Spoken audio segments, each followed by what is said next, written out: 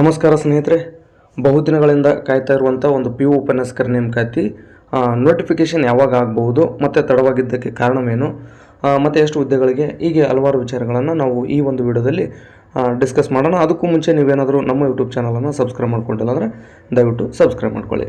ಸ್ನೇಹಿತರೆ, ನಾವೆಲ್ಲರೂ ಅಂದ್ಕೊಂಡಂತೆ ಒಂದು ವೇಳೆ ನೋಟಿಫಿಕೇಷನ್ ಆಗಿದ್ದರೆ ಇಷ್ಟೊತ್ತಿಗಾಗಲೇ ನೋಟಿಫಿಕೇಷನ್ ಆಗಿ ಎಕ್ಸಾಮ್ ಆಗಿ ಆರ್ಡರ್ ಕಾಪಿ ತೊಗೊಂಡು ಅವರು ಅಂದರೆ ಡ್ಯೂಟಿ ಮಾಡಬೇಕಾಗಿತ್ತು. ಅಂದರೆ ಈ ವಿಚಾರ ಮುನ್ನೆಲೆಗೆ ಬಂದದ್ದು 2022ರಲ್ಲಿ. ಅಂದರೆ ಆಗ ಹಣಕಾಸು ಇಲಾಖೆ 778 ಹುದ್ದೆಗಳಿಗೆ ಅಧಿಸೂಚನೆ ಹೊರಡಿಸಲು ಅನುಮತಿಯನ್ನು ಕೊಟ್ಟಿತ್ತು.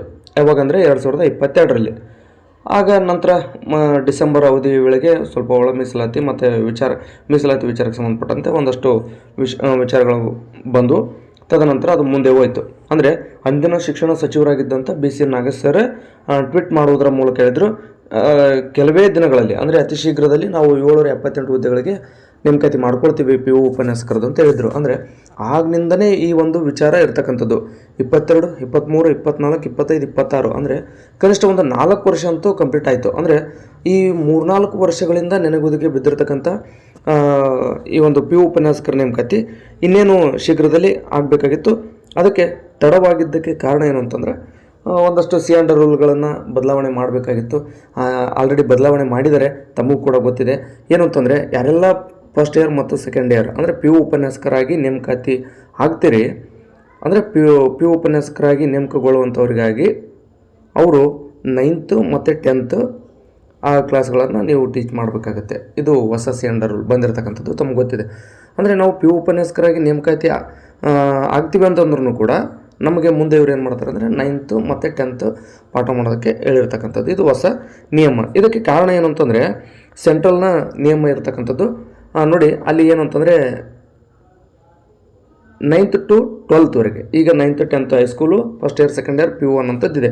ಇದನ್ನು ಮರ್ಜ್ ಮಾಡಿ 9th ರಿಂದ 12th ಒಂದೇ ಕ್ಯಾಂಪಸ್ ಒಳಗಡೆ ಮಾಡ್ತಕ್ಕಂಥದ್ದು. ಅಂದರೆ ಅದಕ್ಕೋಸ್ಕರ ಇಲ್ಲಿ ಫಸ್ಟ್ ಇಯರ್ ಮತ್ತು ಸೆಕೆಂಡ್ ಇಯರ್ಗೆ ಅಂತಲೇ ಸಪ್ರೇಟ್ ನೋಟಿಫಿಕೇಷನ್ ಮಾಡೋದು, 9th ಮತ್ತು 10th ಅಂತಲೇ ಸಪ್ರೇಟ್ ನೋಟಿಫಿಕೇಷನ್ ಮಾಡೋದು. ಈ ರೀತಿ ಮಾಡೋದ್ರಿಂದ ಆರ್ಥಿಕ ಹೊರೆನೂ ಆಗುತ್ತೆ ಮತ್ತು ಅಲ್ಲಿ ವಿಷಯವಾರು ಹಂಚಿಕೆ ಗೊಂದಲನೂ ಕೂಡ ಆಗುತ್ತೆ. ಆ ಕಾರಣಕ್ಕೋಸ್ಕರ ಏನಾಗಿದೆ ಅಂತಂದರೆ ಈ ಒಂದು ಬದಲಾವಣೆ ಅಗತ್ಯ ಆಗಿತ್ತು. ಆ ಕಾರಣಕ್ಕೋಸ್ಕರ ಬದಲಾವಣೆಗೋಸ್ಕರನೂ ಕೂಡ ತಡವಾಗಿರ್ತಕ್ಕಂಥದ್ದು ಒಂದು ಕಾರಣ. ಮತ್ತೊಂದು ಕಾರಣ, ಈಗ ಆಲ್ರೆಡಿ ಯಾರೆಲ್ಲ ಹೈಸ್ಕೂಲ್ ಶಿಕ್ಷಕರಿದ್ದಾರೆ ಹೈಸ್ಕೂಲ್ ಶಿಕ್ಷಕರಿಗೆ ಪ್ರಮೋಷನ್ ಕೊಡಬೇಕಾಗಿತ್ತು. ಅದು ತಮಗೆ ಗೊತ್ತಿರತಕ್ಕಂಥ ವಿಚಾರ. ಹೈಸ್ಕೂಲ್ ಪ್ರಮೋಷನ್ನು ಕೂಡ ಕೊಟ್ಟಿದ್ದಾರೆ, ಎಕ್ಸಾಮ್ ಮುಗಿದಿದೆ, ಅವ್ರವ್ರ ಸ್ಕೋರ್ಗಳನ್ನು ಕೂಡ ಬಿಟ್ಟಿದ್ದಾರೆ. ಮತ್ತು ಈಗ ಈ ಪ್ರಸ್ತುತ ಯಾವ ಹಂತಕ್ಕಿದೆ ಅಂತ ಅದೊಂದಷ್ಟು ತಿಳ್ಕೊಳ್ಬೇಕಾದ್ರೆ ಹೇಳ್ತೀನಿ. ಅವ್ರಿಗೆ ಈಗ ಪಿ ಯು ಉಪನ್ಯಾಸಕರಾಗಿ ಬಡ್ತಿ ನೀಡಿದ ತಕ್ಷಣ ನೋಟಿಫಿಕೇಷನ್ಗಳು ಆರಂಭ ಆಗ್ತವೆ. ಇದಕ್ಕೆ ಕಾರಣ ಅಲ್ಲಿ ಬಡ್ತಿ ಕೊಡ್ಬೋದು, ಹೊಸ ನೋಟಿಫಿಕೇಷನ್ ಮಾಡ್ಬೋದಿತ್ತು ಅಂತ ನಿಮ್ಗೆ ಅನಿಸ್ಬೋದು. ಬಟ್ ಏನಾಗುತ್ತೆ ಅಂದರೆ ಹೊಸದಾಗಿ ನೇಮಕಾತಿ ಅಧಿಸೂಚನೆ ಆಯಿತು. ತದನಂತರ ಎಕ್ಸಾಮನ್ನು ಬರೆದು ಅವ್ರು ಏನಾದರೂ ರಿಸಲ್ಟ್ ಬಿಟ್ಟು ಜಾಯ್ನ್ ಆಗಿಬಿಟ್ರು ಅಂತಂದರೆ, ಈಗ ನೋಡಿ, ಈಗ ಹೊಸದಾಗಿ ನಾವು ಇವತ್ತೇ ಜಾಯ್ನ್ ಆದ್ವಿ ಅಂತಂದರೆ ಇಲ್ಲಿ ಹೈಸ್ಕೂಲ್ ಶಿಕ್ಷಕರು 10, 12, 15 ವರ್ಷಗಳಿಂದ ಸೇವೆಯನ್ನು ಸಲ್ಲಿಸಿ ಅವರು ಪ್ರಮೋಷನ್ ತೊಗೊಂಡು ಬಂದಿರ್ತಾರೆ. ಅವರು ನಾವೆಲ್ಲರೂ ಹೊಸದಾಗಿ ಜಾಯ್ನ್ ಆಗಿ ತದನಂತರ ಅವ್ರೇನಾದರೂ ನಮ್ಮ ನಂತರ ಅವ್ರೇನಾದರೂ ಇಲ್ಲಿ ಪ್ರಮೋಷನ್ ತೊಗೊಂಡು ಪಿ ಯು ಉಪನ್ಯಾಸಕರಾದರೆ ಅವ್ರು ಜೂನಿಯರ್ ಆಗಿಬಿಡ್ತಾರಲ್ಲ. ಆ ಕಾರಣಕ್ಕೋಸ್ಕರ ಅದು ಕೂಡ ಒಂದು ಕಾರಣನೇ.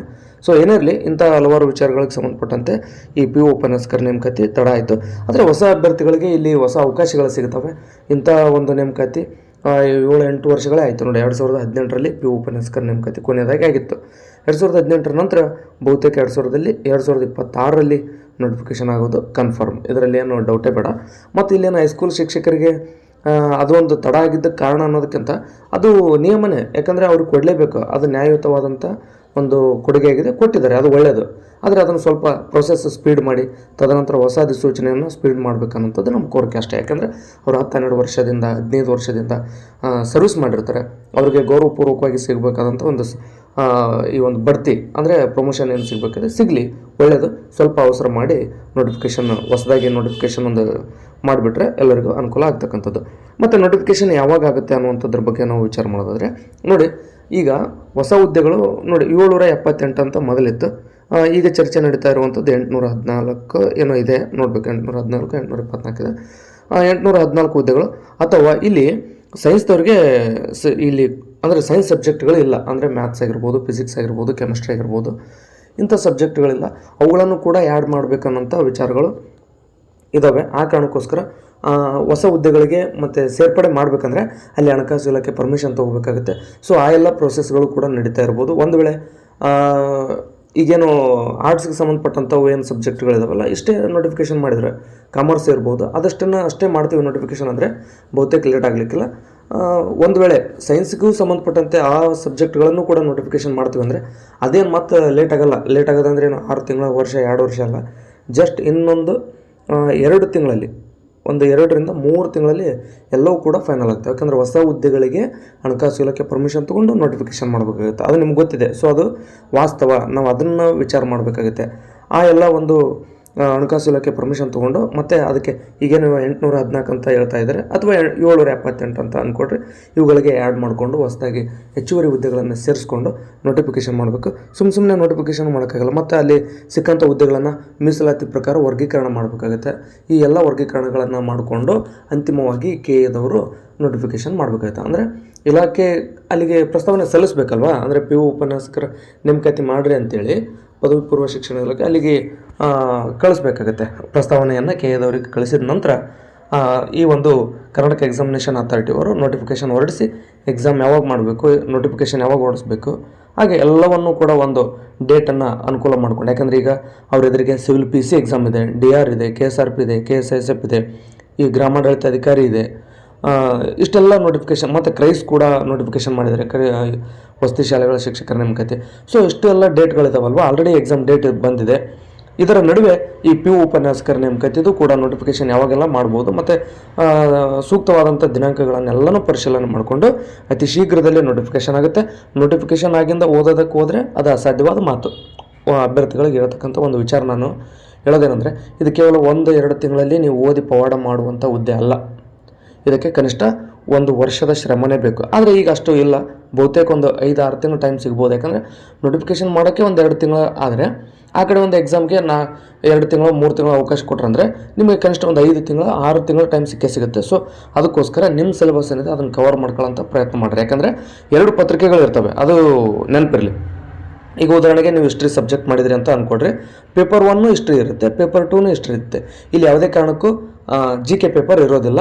ಒಂದು ವೇಳೆ ಏನಾದರೂ ಬದಲಾವಣೆ ಮಾಡ್ತಾರೆ ನೋಡಬೇಕು. ಬಟ್ ಆಲ್ರೆಡಿ CN ರೂಲ್ ಕೂಡ ಬಂದಿದೆ. ಏನಾದರೂ ಬದಲಾವಣೆ ಮಾಡೋದಾಗಿದ್ದರೆ ಅದರಲ್ಲಿ ಏನಾದರೂ ಮೆನ್ಷನ್ ಮಾಡ್ತಿದ್ರೇನೋ, ಬಟ್ ನೋಡೋಣ. ಯಾಕಂದರೆ ಬದಲಾವಣೆ ಮಾಡೋದೇನು ದೊಡ್ಡ ವಿಚಾರ ಅಲ್ಲ. ನೇಮಕಾತಿ ಒಂದು ವೇಳೆ GK ಪೇಪರ್ ಬಂದರೂ ಬರ್ಬೋದು, ಬರದೇನೂ ಇರ್ಬೋದು. ಬಟ್ ಸದ್ಯಕ್ಕೆ ಏನಿದೆ ಅದನ್ನು ಮಾತ್ರ ನಾನು ಚರ್ಚೆ ಮಾಡ್ತೀನಿ. ಸುಮ್ಮನೆ ಎಲ್ಲದನ್ನು ಊಹೆ ಮಾಡ್ಕೊಂಡು ಹಿಂಗಾಗುತ್ತೆ ಹಂಗಾಗುತ್ತೆ ಅಂತ ಸುಮ್ಮನೆ ಕಲ್ಪನೆ ಆಧಾರದ ಮೇಲೆ ಮಾತಾಡೋದು ಬೇಡ.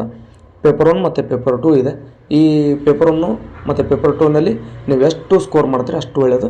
ಹೆಚ್ಚಿಗೆ ಸ್ಕೋರ್ ಮಾಡ್ಕೊಂಡು ನೀವು ಲಿಸ್ಟ್ನಲ್ಲಿ ಇರತಕ್ಕಂಥ ಕೆಲಸವನ್ನು ಮಾಡ್ಬೋದು. ಜೊತೆಗೆ ಕಡ್ಡಾಯ ಕನ್ನಡ ಇರುತ್ತೆ. ಕಡ್ಡಾಯ ಕನ್ನಡವನ್ನು ನೀವು ಪಾಸ್ ಆಗಲೇಬೇಕು, ಅದನ್ನು ಎಕ್ಸಾಮ್ ಬರೀಲೇಬೇಕು. ಆ ಕಾರಣಕ್ಕೋಸ್ಕರ ಅದಕ್ಕೂ ಕೂಡ ತಾವು ತಯಾರಿಯನ್ನು ನಡೆಸಿರಿ. ಕಡ್ಡಾಯ ಕನ್ನಡ ಏನು ಬಿಡ್ರಿ, ಅತ್ತಲ್ಲಿ ಕೆಡ್ಸ್ಕೊಳಕ್ಕೆ ಹೋಗ್ಬಿಡ್ರಿ. ಯಾಕಂದರೆ ಅದು SLC ಮಟ್ಟದ್ದಾಗಿರುತ್ತೆ. ಅದಕ್ಕೋಸ್ಕರ ಆರಾಮಾಗಿ ಓದ್ಕೊಳ್ರಿ. ನಿಮ್ಮ ಸಬ್ಜೆಕ್ಟ್ ಏನಿದೆ ಅದನ್ನು ಮಾತ್ರ 2 ಪೇಪರ್ ಕೇಳ್ತಾರೆ, ಚೆನ್ನಾಗಿ ಓದ್ರಿ.